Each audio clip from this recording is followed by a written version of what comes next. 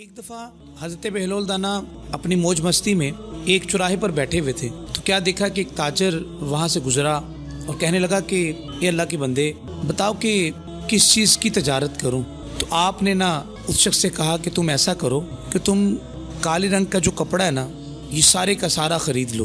تو اس شخص نے نا ساری رقم کا کالا کپڑا خرید لیا. اس شخص نے اس تاجر نے اس کالے کپڑے کو اپنے پاس محفوظ کر لیا. کچھ عرصے کے بعد دیکھا تو ایک رئیس آدمی کا انتقال ہوا. اس وقت میں رواج تھا کہ اس علاقے میں جہاں کہیں کسی کا انتقال ہوتا لوگ وہاں پر تعزیت کے لیے جاتے تو کالے کپڑے پہن کر جایا کرتے.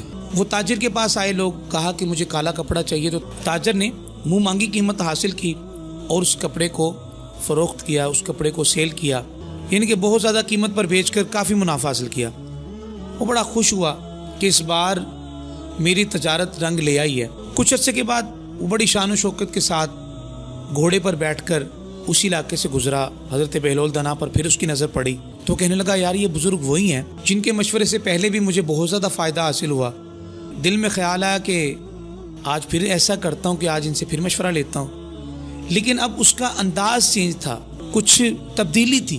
وہ تاجر گھوڑے پر ہی بیٹھا چوراہے پر جب پہنچا تو دیکھا تو حضرت بہلول دانا پھر اسی طرح سے اپنے معاملات میں مصروف تھے. وہ تاجر کہنے لگا کہ او دیوانے بتا کہ اس بار کیا خریدوں. حضرت بہلول دانا نے آنکھ اٹھائی, مسکرائے, کہا کہ اس بار تو تربوز خرید لے. کیا خرید لے؟ تربوز خرید لے.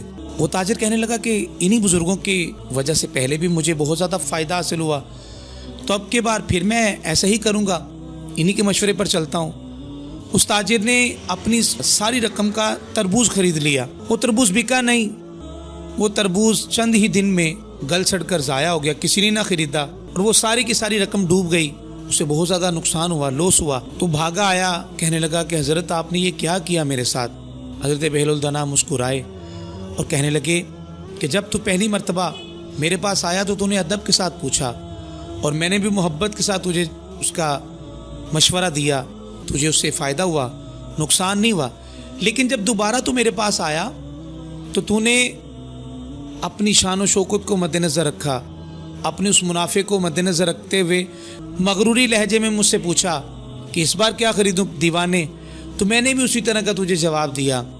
تو اس بات سے ہمیں یہ معلوم ہوتا ہے کہ جب بھی اللہ والوں کی صحبت میں بیٹھیں دل کو تھام کر بیٹھیں, زبان کو سنبھال کر بیٹھیں.